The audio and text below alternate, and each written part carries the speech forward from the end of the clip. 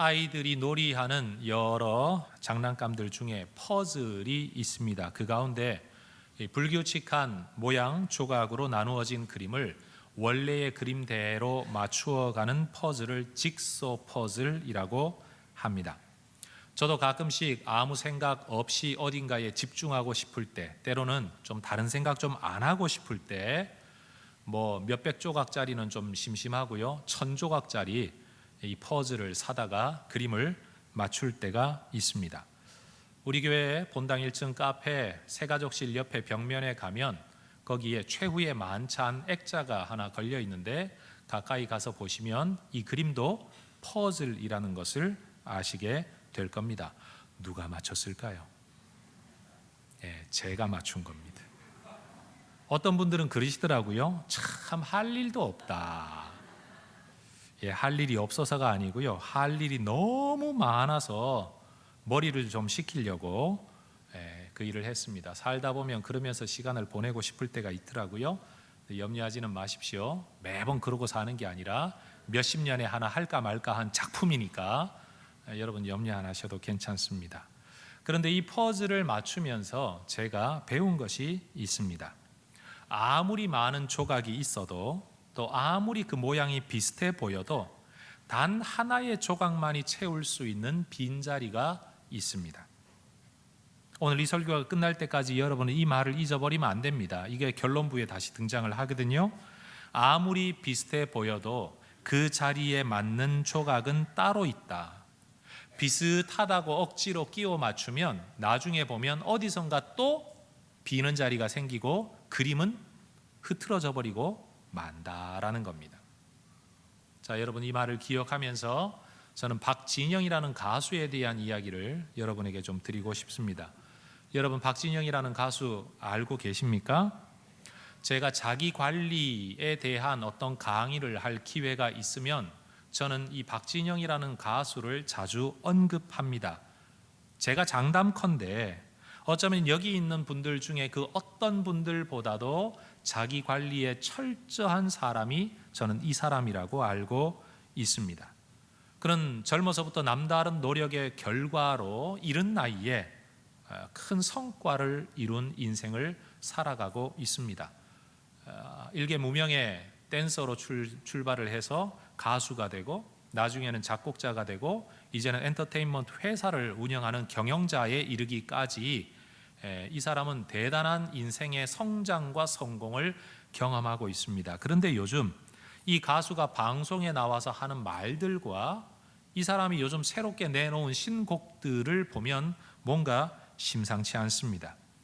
제가 프로그램을 홍보하는 건 아니지만 힐링 캠프라든지 라디오스타라는 프로그램에서 그가 하는 말을 제가 직접 보았고 들었는데, 인생의 의미와 신의 존재에 대한 질문 때문에 3년씩이나 이스라엘 땅에 가서 살면서 거기서요 성경을 연구하고 신을 연구하고 물리학을 연구하고 역사를 연구하고 그러면서 시간을 보냈답니다.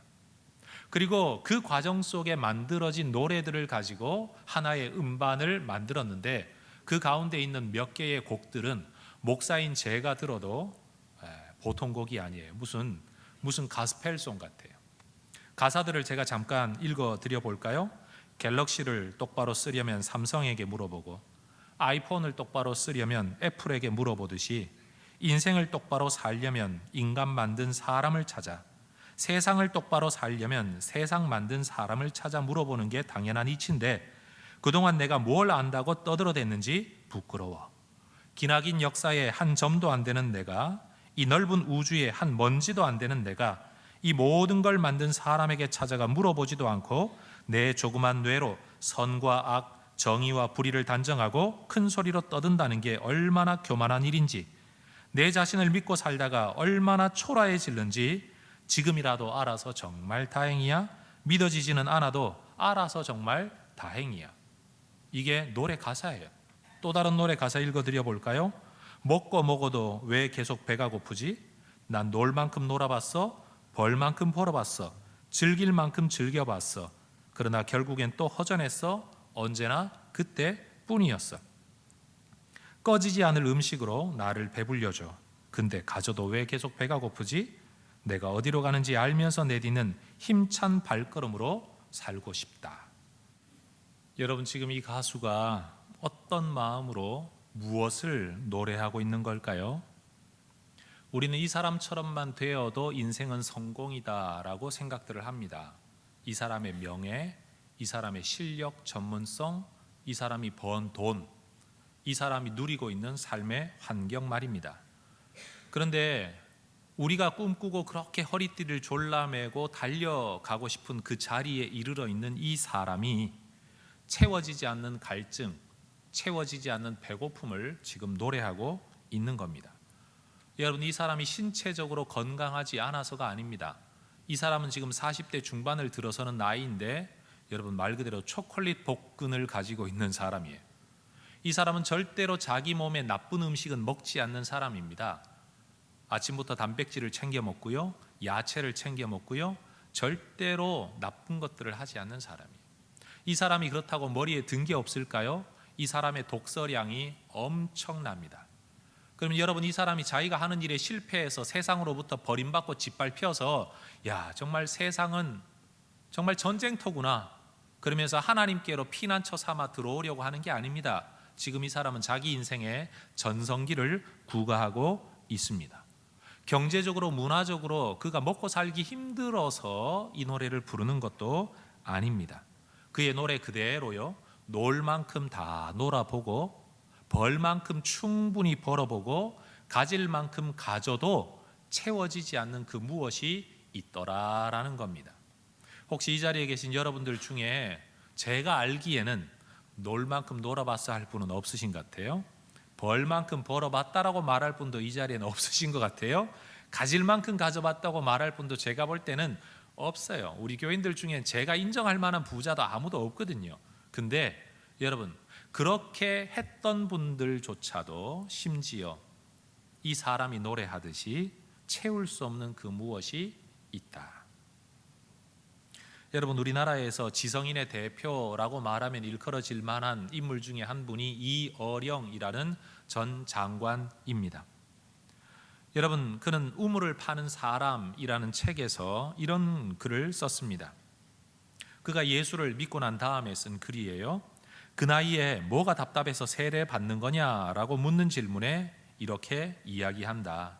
명예 달라면서 글을 썼더니 명예가 생기더라. 돈 벌려고 애쓰니까 되더라. 또 병 때문에 병원에 다니니까 나아지더라. 그런데 어느 날 너무도 외로워서 극장에 가서 영화를 봐도 내가 좋아하는 글을 봐도 마음은 채워지지 않고 이 세상에 나 혼자구나라고 느껴졌다. 절대 고독을 느낄 때, 즉 영혼이 갈구할 때, 목마를 때, 수돗물이든 1급 수이든 2급 수이든 보통 물로는 채울 수 없는 갈증을 느낄 때 어디로 가는가? 물론 그런 영혼의 아픔과 갈증이 교회 간다고 해서 다 해결되지는 않는다. 식당에 간다고 해서 매일 맛있는 음식과 입에 맞는 음식이 나오는 것은 아니다. 그래도 배가 고프면 식당에 갈 수밖에 없다. 여러분, 이 사람은 책 안에서 발견되어지지 않은, 그리고 특별히 그의 따님이 병 때문에 죽어가는 과정을 곁에서 지켜보면서 내가 가지고 있는 돈은 가랑잎에 지나지 않았고 내가 가진 명예와 지식은 아무짝에도 쓸모가 없더라라는 이 경험을 통해서 그는 지성에서 영성으로라는 책을 쓰면서 믿음 안으로 들어오게 됩니다. 여러분, 정말로 모든 사람이 먹고 영원히 배부를 수 있는 진정한 떡, 영혼의 배고픔을 채워줄 수 있는 떡이 여러분, 이 예수 그리스도에 대한 믿음 안에 있다는 사실을 저는 여러분에게 먼저 소개해드리고 싶습니다.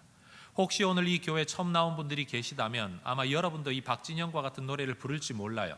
아무리 힘써봐도 뭐 어떤 면에서 가질 만큼 가져보고 놀 만큼 놀아보고는 못해도 해볼 만큼 해보고 노력할 만큼 해보고 인내할 만큼 인내해 보아도 안 되는 건 안 되더라, 힘들더라 라고 노래 부르는 여러분들이 계시다면 저는 여러분들이 믿음 안에서 다시 한번 길을 발견할 수 있기를 주의 이름으로 축원합니다. 곁에 계신 분들에게 이렇게 정중하게 한번 이야기해 봅시다. 믿음 안에 길이 있습니다. 여러분, 믿음 안에 길이 있습니다. 그런데 저는 여기서 한 걸음 더 들어가기를 원합니다. 잠시 솔로몬 이야기로 넘어가 보지요. 여러분, 이스라엘의 왕이었던 솔로몬은 아버지 다윗으로부터 이스라엘 역사상 가장 넓은 땅을 물려받았습니다. 그런데 그는 물려받은 땅에 멈추지 않고 그 탁월한 외교력, 뛰어난 지혜를 통해서 그 넓은 땅에 평화가 이루어지도록 통치했던 왕입니다. 개인적으로도 엄청난 부귀 영화를 누렸을 뿐만 아니라 이스라엘 역사 안에서도 솔로몬 왕이 다스릴 때가 절정기였습니다. 그러고 나서 그의 인생의 어느 한 시점에 그는 글을 이렇게 남겼습니다. 전도서 2장 25절에 먹고 즐기는 일을 누가 나보다 더 해보았으리야. 여러분, 이 세상에 이런 말을 할 수 있는 사람이 몇 사람이나 될까요? 먹고 즐기는 일을 누가 나보다 더 해보았겠는가? 여러분, 이 말은 아무나 할 수 있는 말이 절대 아니지요.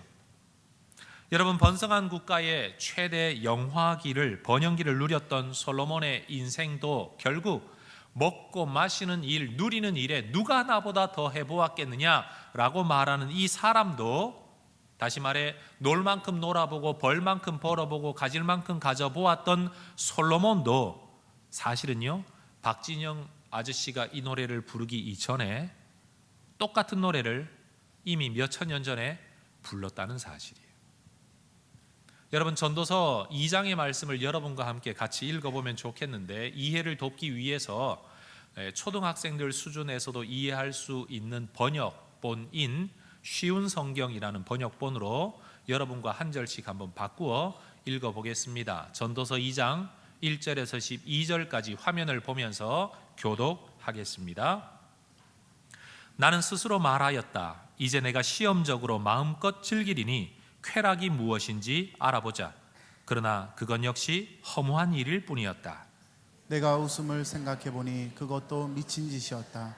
즐기는 것에서 무슨 보람을 얻을 수 있겠느냐. 이번에는 내 마음으로는 여전히 지혜를 찾으면서 술을 잔뜩 마셔보기로 했다. 나는 사람이 하늘 아래서 잠시 사는 동안 무엇이 정말 보람된 일인지를 알아보기 원했던 것이다. 나는 큰 사업들을 이루었다. 대궐들을 건축하고 포도원도 만들었다. 나를 위해 동산과 공원을 만들고 그 안에 온갖 과일나무를 심었으며 심은 나무들이 푸른 숲을 이루도록 연못을 파서 물을 대었다. 남종과 여종을 샀고 집에서 태어난 종들도 있었다. 소떼와 양떼도 예루살렘에 살았던 그 누구보다도 많았다. 금은보와 왕의 보물들 그리고 여러 지방의 진귀한 물건들을 대량으로 모아들였다. 남녀 가수들은 물론 남자들이 좋아하는 첩도 많이 두었다. 나는 전에 있던 예루살렘의 그 누구보다도 위대하게 되었고 지혜도 늘 나와 함께 있었다. 나는 내 눈이 원하는 것이라면 무엇이든 거절하지 않았다. 그 어떤 쾌락도 사양하지 않았다. 나는 이 모든 일들로 인하여 기쁨을 누렸고 이것은 내 모든 수고의 보상이었다. 같이 한번 읽어봅니다. 그런데 내 손이 한 일과 노력한 수고를 돌이켜보니 모든 것이 바람을 잡는 것처럼 허무했다. 해 아래서 도대체 무슨 보람을 얻겠는가? 여러분, 자기 혼자 누릴 만큼 실컷 누리고 나서는 허무하다고 말하는 솔로몬이 제 입장에서는 좀 얄미워 보입니다. 그런데 그의 말은 우리가 새겨 들을 필요가 있을 듯 합니다. 누군가 채워지지 않는 갈증과 배고픔이 있다고 말하면 우리 교회 다니는 사람들은 너무 쉽게 정답을 이야기합니다. 하나님 믿으면 다 해결된다고. 물론 그 말은 정답입니다. 그런데 여러분, 그 정답을 말하고 있는 우리 자신에게 저는 다시 질문하고 싶은 거예요. 믿음, 신앙, 하나님이 영원한 배고픔을 채우고 있다고 말하는 우리는 배고프지 않습니까? 믿음 안에서, 신앙 안에서 영원한 갈증을 해결할 수 있는 길이 있다고 말하는 우리는 정말로 목마르지 않습니까?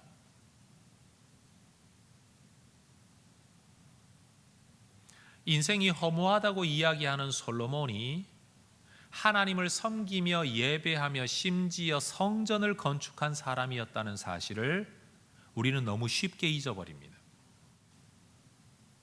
하나님을 섬기고 있는 솔로몬이 어떤 면에서 그가 부르는 노래가 하나님 모르는 가수의 노래와 똑같다는 것을 여러분, 우리는 무엇으로 설명을 해야 할까요? 하나님 믿으면 다 된다고 말을 했는데 정작 하나님을 믿는 솔로몬도 이렇게 허무하다고 이야기하고 있는데 정말 믿음이 이 가수에게 해답이 될 수 있을까요? 우리는 교회 밖에 있는 분들에게 너무 쉽게 이야기합니다. 하나님 믿어봐. 하나님 믿으면 다 돼. 그런데 그 사람들의 입장, 전도를 받는 사람들의 입장에서 보면요, 하나님 믿고 있는 우리의 모습이 자기들과 별반 다르질 않아요. 오히려 세상의 근심과 고민은 그대로 하면서 교회까지 가면서 시간도 얽매이고 돈도 갖다 내야 되고, 오히려 목사님한테 매번 설교 들으면서 이래라 저래라 스트레스 받는 모습을 보면 오히려 어리석은 것처럼 보일 때가 있다는 거죠. 믿지 않는 사람들의 입장에서 예수 믿는 우리가 정말 해답을 얻은 사람으로 행복한 삶을 살아가고 있는지, 아니면 내가 가진 근심보다도 더 큰 근심을 지고 살아가면서 허우적거리는 사람으로 보이는지를 여러분, 교회 바깥에 있는 사람한테 가서 한번 물어보세요. 당신이 볼 때 내가 당신이 가지지 못한 것을 가지고 누리며 사는 사람으로 보입니까? 아니면 당신은 지지도 않은 짐까지 더 지고 고생하며 사는 사람으로 보입니까? 그러면서도 우리는 세상에게 그렇게 말을 합니다. 하나님을 믿으면 영원히 목마르지 않는다. 믿음 안에 영원히 배고프지 않는 길이 있다라고 우리는 이야기를 한다는 겁니다. 그러나 저는 한 사람의 신앙인, 더 나아가 한 사람의 목사, 설교자로서 믿음이면 다 된다라는 이 말 한마디로는 다 설명할 수 없는 뭔가 허전한 구석이 있다는 걸 솔직히 이야기할 수밖에 없습니다. 여러분 한번 대답해 보세요. 믿으면 다 됩니까? 열심히 사느냐 마느냐라는 관점으로는 해결할 수 없는 인생의 문제가 있습니다. 더 나아가 믿느냐 믿지 않느냐라는 것만을 가지고서도 다 해결할 수 없는 문제가 우리 신앙인들 안에도 있습니다. 흔히 우리가 말하는 것처럼 하나님 없이 사는 인생에는 참다운 만족을 얻을 수 없다라는 이 말은 진리입니다. 그런데 하나님을 섬기면서도 여전히 허망한 것을 추구하며 사는 인생에도 참다운 만족은 없다라는 것 역시 진리입니다. 여러분, 우리가 하나님을 섬기는 이유가 세상이 추구하는 그 무엇인가를 더 잘 추구하기 위해서, 더 잘 얻기 위해서라면, 하나님의 도움을 받아서 세상에 그것을 더 많이 얻었다고 한들 여러분, 우리는 과연 정말로 배부를까요? 우리의 목말은 정말로 해결되어질 수 있을까요? 미국의 최대 부자였었다고 일컬어지는 철강왕 카네기 아시죠? 데일 카네기. 어떤 신문 기자가 그에게 와서 질문했습니다. 도대체 얼마나 더 벌면 만족하시겠습니까? 뭐라고 대답했을까요? A little bit more. 조금만 더. 조금만 더래요. 미국의 최고 부자로 일컬어지는 사람도 얼마를 더 벌면 만족하겠느냐는 질문에 조금만 더. 여러분, 그것이 우리가 추구하는 이 땅에서의 가치입니다. 우리는 하나님의 도움을 얻어서 내 힘으로 얻지 못하는 것을 얻으려고 교회를 나옵니다. 솔직히 나 혼자 살아도 안 되니까 하나님이 복 주시면 돈 벌 수 있을 것 같고, 나 혼자 습관으로 안 되니까 하나님이 은혜 베푸시면 더 건강할 것 같고, 내가 내 자식들 책임질 능력이 안 되니까 하나님께 기도하면 하나님이 내 자식 책임져 주셔서 잘 먹고 잘 사는 자식들이 될 것 같아서 우리는 교회 나오고 하나님을 섬깁니다. 그 결과가 무엇일까요? 하나님을 믿기는 믿고 예배도 하고 기도도 하고 봉사도 하고 종교인의 활동을 다 하고 있음에도 불구하고 우리 안에는 여전히 만족과 기쁨이 없다는 겁니다. 왜요? 우리가 추구하는 것이 일반인들이 자기 힘으로 추구하는 것과 믿음 안에서 내가 추구하는 것이 똑같다는 사실이에요. 오늘 본문에서 우리 하나님이 예레미야 선지자를 통하여 우리 인생들의 문제를 이렇게 진단하십니다. 예레미야 2장 13절.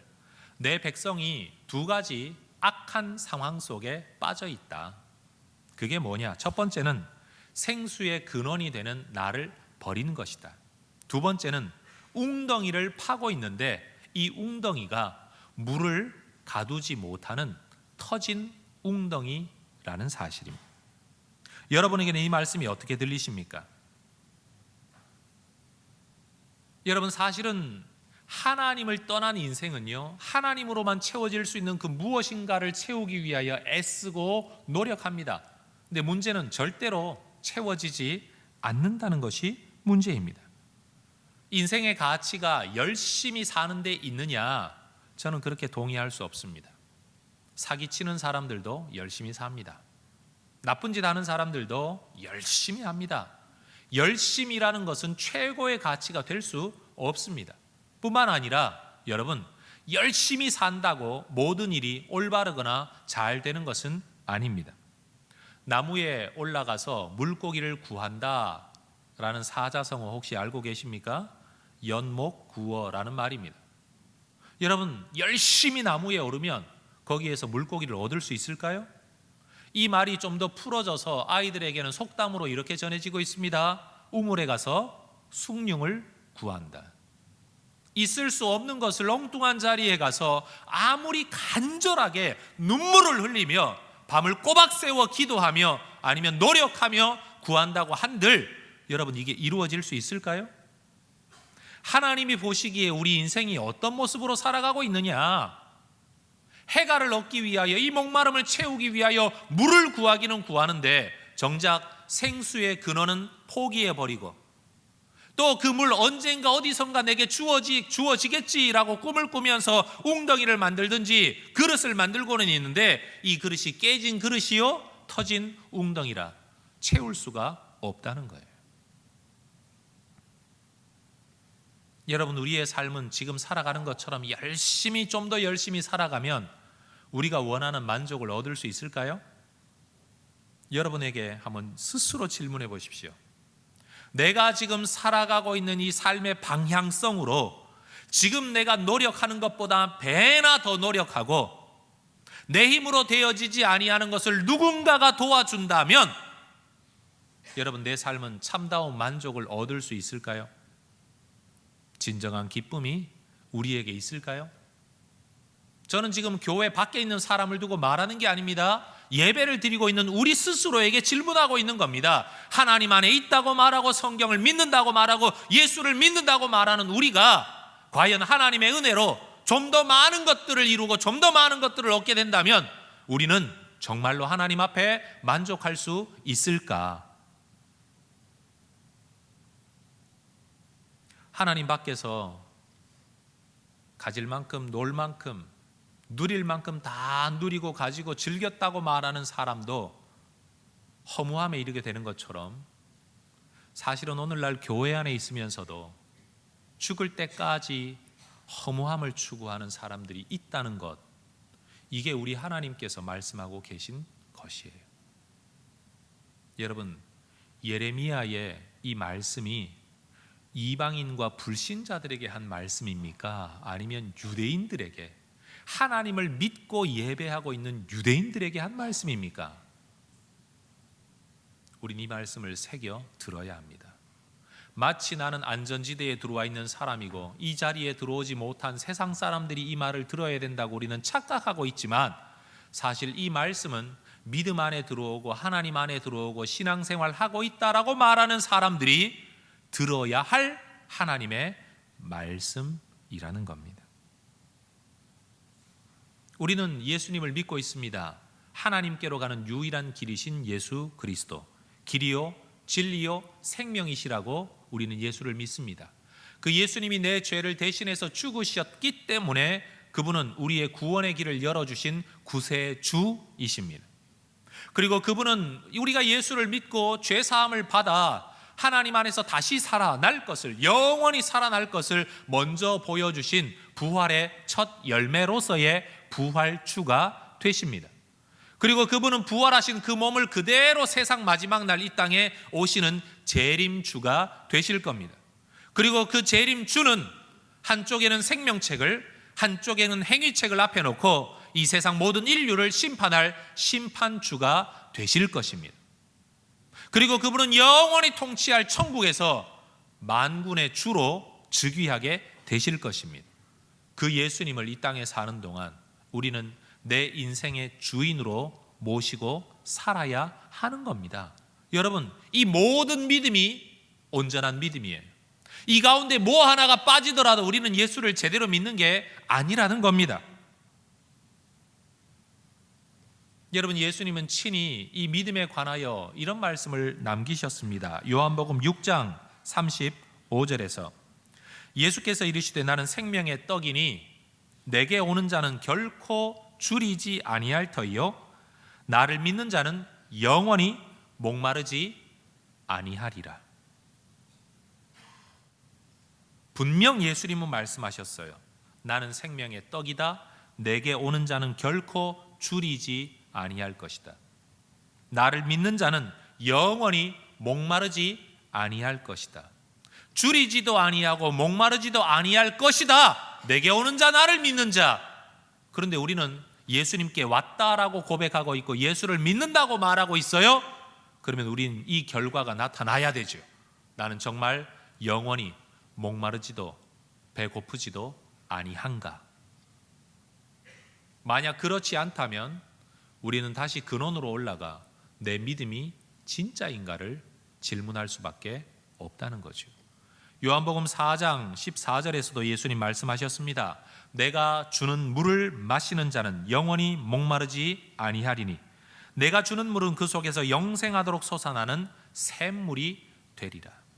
어디 가서 또 얻어 마셔야만 되는 게 아니고 목사님의 설교를 또 들어야만 되는 게 아니고 예배 효력이 일주일에 한 번이니까 한 번 충전받아 일주일 소진되면 또 주일날 와서 예배를 드려야만 마음의 기쁨이나 감사나 믿음이 되새겨지는 게 아니라 영생하도록 영원토록 내 뱃속에서 목사님으로부터도 아니고 남으로부터도 아니고 내가 예수를 믿고 따르면 내 안에서 솟아나는 샘물이 있다고 말씀하셨는데 과연 우리에게 이것이 있느냐는 거예요. 주일날 교회 와서 목사님의 설교를 들을 때는 끄덕끄덕 맞아. 그런데 정작 일주일을 사는 동안에는 내 안에서 솟아나는 것이 도대체 뭐가 있는지 전혀 알 수 없는, 여러분, 그 삶에는 진정한 믿음을 이야기할 수 없다는 거죠. 어디 그뿐입니까? 요한복음 7장 37절 38절에서도 예수님 말씀하셨습니다. 누구든지 목마르거든 내게로 와서 마시라. 나를 믿는 자는 성경의 이름과 같이 그 배에서 생수의 강이 흘러나오리라. 여러분 안에 이 생수의 강이 있습니까? 분명히 예레미야는 이렇게 말씀했어요. 생수의 근원이신 하나님. 사람들은 이 하나님을 버렸다 그랬어요. 그런데 예수를 믿으면 생수의 강, 생수의 근원이 내 안에서 솟아날 것이라고 약속하고 계십니다. 여러분, 가방을 들고 학교에 다닌다고 다 공부하는 것이 아닌 것처럼 성경책을 들고 교회에 다닌다고 모두가 이 생수를 누리는 것은 아닌 것 같습니다. 하나님은 우리가 졸업장만 따기 위하여 빈 가방만 들고 학교를 왔다 갔다 하는 학생이 되기를 원치 않으세요. 하나님은 우리가 천국에 들어가는 입장권만 따기 위해서 먼지 묻은 성경을 들고 교회를 왔다 갔다 하는 사람이 되기를 원치 않으세요. 그건 복음의 본질이 아니에요. 믿음의 전부가 아니라는 말이에요. 나는 교회를 다닙니다. 나는 장로입니다. 권사입니다. 집사입니다. 심지어 나는 목사입니다. 라는 말로 이 질문을 회피할 수가 없는 거예요. 나는 정말 생수의 강이 내 안에서 흘러넘치고 있는가? 나는 정말로 목마르지 아니한가? 나는 정말로 배고프지 아니한가? 여러분, 이것이 오늘 우리에게 던져야 할 본질적인 질문이라는 말입니다.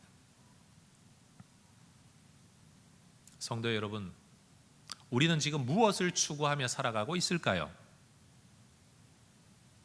세상의 것을 추구하면 그 세상의 것이 내게 주어져야만 기쁨이 있습니다. 그런데 하나님을 추구하며 살면 하나님이 계신 그 자체로 기뻐할 수 있습니다. 우리는 하나님을 통해 세상에 돈을 벌기를 원합니다. 그러면 하나님께서 돈을 벌게 해주지 않으면 이 하나님 별로 기쁘지 않습니다. 기쁨은 유보되어질 수밖에 없습니다. 왜요? 내가 원하는 걸 줘야 하나님이지, 내가 기도하는 걸 들어주셔야 하나님이고, 내가 원하는 걸 채워줄 때만 감사가 있는 거지, 그 하나님은 진정한 예배의 대상도 기쁨의 대상도 만족의 대상도 될 수가 없는 거죠. 다시 말해, 터진 웅덩이를 만들면서 하나님께서 물을 채워주기를 기다리고 있는 우리의 인생, 그게 바로 예레미야를 통해 말씀하셨던 이스라엘 백성들의 삶의 형편과 우리는 지금 동일한 길을 걷고 있다는 겁니다. 여러분, 생수의 근원을 붙드는 일이 웅덩이를 만들고 그릇을 만드는 일보다 지혜로운 일입니다. 물론 우리는 먹고 살아야 합니다. 여러분, 믿음 생활한다고 안 먹는다고 살아가는 게 아니에요. 하나님은 우리 인생을 얼마나 오묘하게 만드셨는지, 여러분, 오로지 그것으로만 채워질 수 있는 어떤 자리들이 있어요. 여러분, 다시 한번 이 설교의 서두에서 말씀드렸던 퍼즐로 돌아가 볼까요? 여러분, 이 그림을 다시 한번 보십시오. 딱 하나의 조각만이 채울 수 있는 빈 자리. 여러분, 사람이 아무리 사람과 좋은 관계를 맺고 살아도요, 이성과의 사랑을 통해서만 채워질 수 있는 어떤 빈자리가 우리 안에는 있습니다. 또 이성과 아무리 사랑하며 산다고 할지라도 이 일을 통한 성취감을 맛보아야만 채워지는 우리의 내면에 어떤 자리가 있습니다. 그리고 남편과 아내가 아무리 사랑하며 산다고 할지라도 자식을 통해서만 채워질 수 있는 어떤 자리가 우리의 인격 내면에는 있습니다. 그리고 아무리 사랑하며 산다고 할지라도 먹어야만 채워지는 육신의 채움의 자리가 우리에게는 있습니다. 마찬가지로 하나님만이 채우실 수 있는 자리가 우리 안에는 있습니다.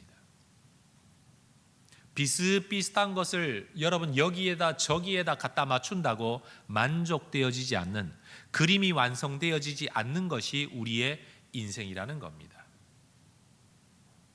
여러분, 교회를 다니고 예수를 믿어도요, 인격적으로 채워지지 않는 빈자리 때문에, 다시 말해 인격의 장애 때문에 본인도 힘들고 다른 사람도 힘들게 하는 사람이 얼마나 많습니까?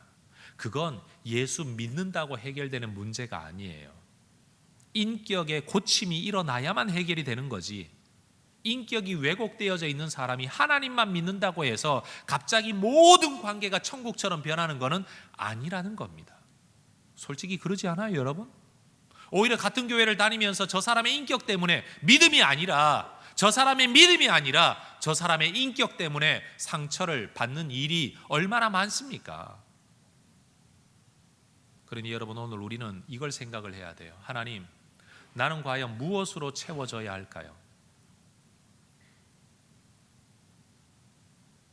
여러분, 하나님께서는 생수의 근원으로서 우리의 마지막 자리를 채우시는 분입니다. 그러나 저는 그 하나님에 대한 이야기와 더불어 우리 예수 믿는 사람들이 채워져야 할 각각의 빈자리에 가장 합당한 한 조각을 채우는 수고와 노력이 있어야 된다고 말씀드리고 싶습니다. 내 성격이 변하지 않는 이상은요, 여러분, 사업할 사람이 아닌 분들이 사업하면 사업 망해요. 하나님이 안 도와주셔서가 아니라 여러분의 성격 때문에 망한다고요. 그럼 어떡하라고? 자기 길을 찾아야죠. 사업 안 할 사람은 사업 안 해야죠. 직원으로 일해야 될 사람은 직원으로 살아야죠.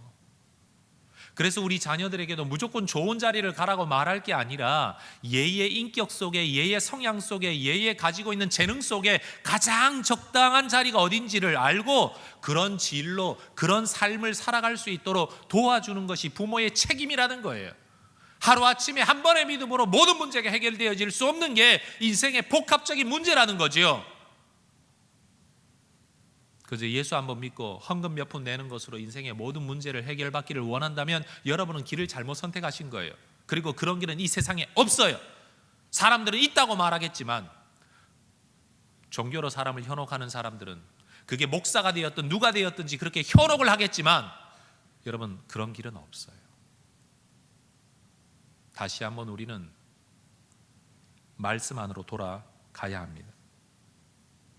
여러분, 소금물로는 절대 갈증을 채울 수 없듯이 엉뚱한 조각으로는 절대 그 자리를 채울 수 없습니다. 여러분, 우리는 예수 그리스도를 따라서 하나님을 주인 삼는 인간의 원래 자리에서부터 시작되어져서 거기에서부터 성경이 말하는 가르침을 따라 나는 과연 어떤 조각인지, 어떤 모양인지, 어디로 가야 되는지, 뭘 고쳐야 되는지, 뭘 수정해야 되는지를 여러분 어떤 면에서는 긴 인생의 과정 속에서 찾아갈 때 우리 인생은 점점 그림이 맞추어져 들어가는 행복한 삶을 살아갈 수 있습니다. 사람들은 그렇게 말하죠. 퍼즐 조각 1000조각 정도쯤 되면요, 펼쳐놓으면 깜깜합니다. 이걸 언제 맞추나. 근데 사람들은요, 이거 한번 흩어가지고 이렇게 탁 뒤집어 놓으면 그림이 다 맞춰지기를 그렇게 기대해요. 믿음이라는 요술 안에 들어와서 예수 믿는다라는 이 고백 하나만 있으면 갑자기 어그러졌던 부부의 관계, 부모 자녀의 관계, 내 능력의 문제, 돈 버는 문제, 건강의 문제, 모든 문제가 어느 날 갑자기 촥 그렇게 맞춰지기를 다 꿈꾸고 있어요. 꿈 깨세요. 도둑놈 심보입니다. 믿음이라는 것은 생수의 근원이신 하나님을 붙들고 거기로부터 시작되어진 인간의 원래 자리에서부터 시작해서 성경 말씀에 따라 어그러진 인간관계의 자리, 부모 자녀의 자리, 내 자아관에 대한 자리, 인생의 목표에 대한 자리, 이런 것들을 하나씩 하나씩 첫 번에 절대 못 맞춥니다. 이게 맞나 저게 맞나 맞춰보면서 그렇게 맞추어가는 과정, 그리고 그것이 하나씩 맞아 들어갈 때 누리는 기쁨, 그 하나님이 다스리심 속에서 주어지는 질서의 회복의 기쁨, 그게 신앙생활입니다. 저는 오늘 혹시 예수 한번 믿어서 인생 대박나기를 꿈꾸고 온 분들이 있다면 제가 정중하게 말씀드리죠. 여러분은 속으신 겁니다. 예수 믿습니다라는 고백 한 번으로, 예수 믿겠습니다라는 고백 한 번으로 여러분의 인생은 다 회복되지 않습니다. 다만 확신할 수 있는 것, 제가 장담할 수 있는 것은 하나님과 인간 사이에 원래 끼워 맞춰야 될 자리로 찾아 들어가고 있는 것, 그것은 분명하다라는 것을 저는 말씀드릴 수는 있습니다.